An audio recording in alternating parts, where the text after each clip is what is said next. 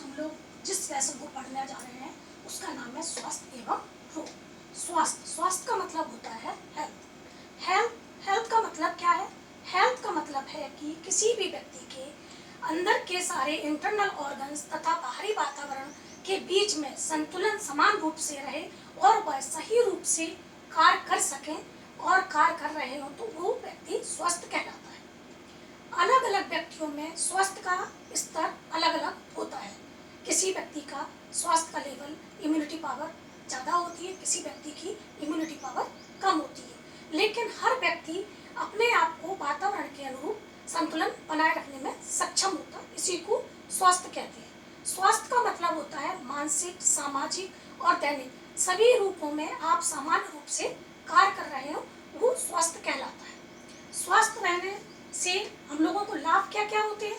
तो स्वस्थ व्यक्ति के रहने से उसको कई तरह के लाभ होते हैं, जैसे कि स्वस्थ रहेगा तो उसकी कार्य करने की क्षमता में वृद्धि होगी। जब कार्य करने की क्षमता में वृद्धि होगी तो वो उत्पादकता में भी वृद्धि कर सकता है। तीसरी बात कि यदि व्यक्ति स्वस्थ है तो शिशु और मातृ की मृत्यु दर में भी कमी आती है और स्वस्थ रहने से व्यक्ति की आयु भी बढ़ती है, मतलब कि आयु लंबी जिंदगी जी सकता है स्वस्थ रहने से। आप ये बताइए कि स्वस्थ होता क्या है? स्वस्थ को रखा कैसे जा सकता है? स्वस्थ रहने के लिए यह दो बातों पर निर्भर करता है। पहली बात तो ये होती है कि व्यक्तिगत स्तर पर स्वस्थ बनाए रखना।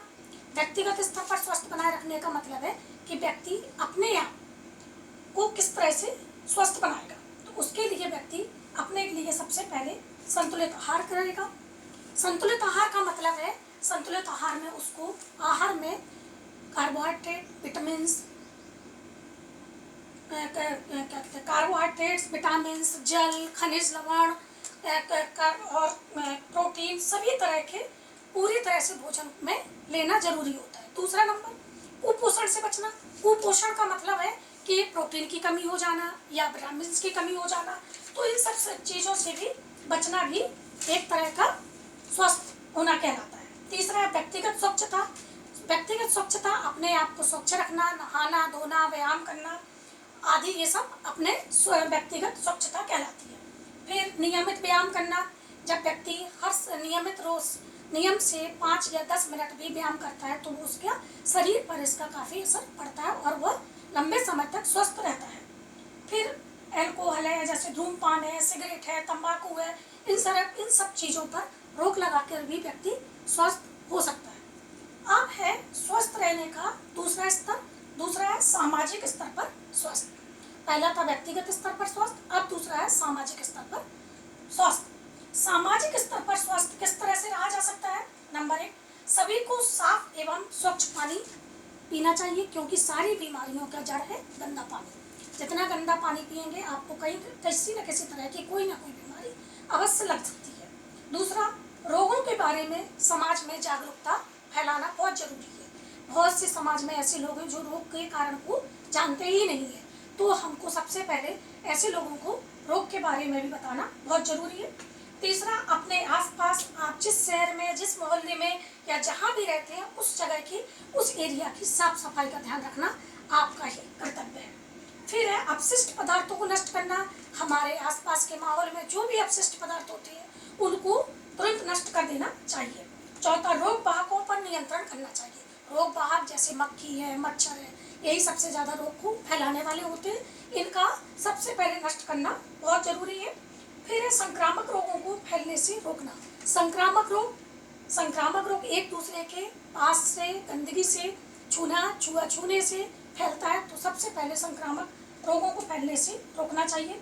फिर अस्पताल में रोगियों को सेवा, मतलब किस तरह से उनको गंदगी से दूर रखना चाहिए, उनके संक्रमण ना हो सके इस तरह का ध्यान रखना चाहिए। और संक्रामक रोगों की बात कही जाए तो आजकल तो इतना बड़ा संक्रामक रोग चल रहा है, इस बात से तो सभी लोग जानते हैं कि इस तरह का संक्रामक रोग हम लोगों के साफ सफाई से ही इसको दूर रखा जा सकता है और एक दूसरे से दूरी बनाए रखने से ही दूर रखा जा सकता है। क्योंकि संक्रामक रोग की सबसे पहली पहचान यह है कि एक दूसरे के संपर्क में आने से ये संक्रामक रोग बढ़ता चला जाता है। ये तो बात हुई हमारे स्वास्थ्य की कि स्वास्थ्य को किस तरह से रखा जा सकता है। अब रोग होते क्या है, रोग का क्या मतलब है?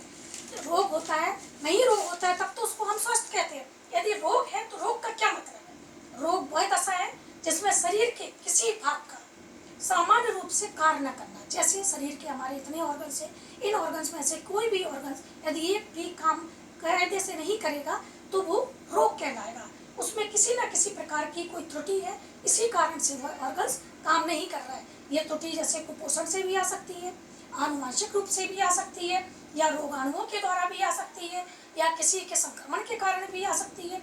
हो सकता है इसमें दैहिक हो, मेटाबॉलिक हो, या मानसिक दशा में भी कोई विकार उत्पन्न हो सकता है, तो वो रोग ही कहलाएगा, जिसे रोग कहते हैं। रोग के लक्षण को पहचान लेना ही इसको रोग का निदान किया जा सकता है। रोग के लक्षणों को पहचान कर ही रोग का निदान किया जा सकता है। रोग क्या है? रोग कितने प्रकार के होते हैं? तो रोग दो तरह के होते हैं, एक तो जन्मजात रोग होते हैं, दूसरा उपार्जित रोग होते हैं। तो जन्मजात रोग वो होते हैं जो हमें आनुवंशिक रूप से अपने माता पिता से वंशागत मिलते ही रहते हैं, जो एक पीढ़ी से दूसरी पीढ़ी में अपने आप ही पहुंचते रहते हैं, और ये मेटाबॉलिज्म में किसी की कमी के कारण से ये रोग उत्पन्न हो जाते हैं, जैसे फिनाइलकीटोन्यूरिया।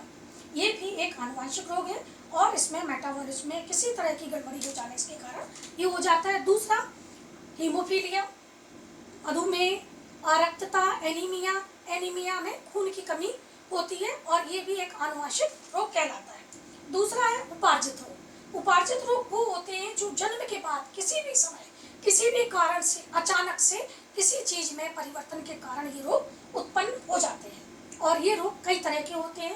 पहला संक्रमण के द्वारा होते हैं, दूसरा असंक्रामक होते हैं। संक्रामक के द्वारा जो रोग होते हैं वो होते हैं जैसे नज़ला है, जुकाम है, फ्लू है, मलेरिया है, दमा है, सेल्फिस है। ये सब जितने भी संक्रामक रोग होते हैं वो वायरस, बैक्टीरिया या कवक, प्रोटोजोआ आदि के कारण ये रोग होते हैं। और असंक्रामक रोग कुपोषण होते हैं, कुपोषण की कमी के कारण होते हैं, एलर्जी के द्वारा होते हैं, या हृदय अपहासित के द्वारा, डिजनरेशन के द्वारा होते हैं। कोई भी चीज का डिजनरेशन हो जाता है उसके कारण ये रोग हो जाते हैं। कैंसर भी रोग असंक्रामक रोग है, और हृदय रोग, रूमेटी हृदय में रूमेटी होना, या मानसिक रोग, ये सारे असंक्रामक रोग होते हैं। ठीक है।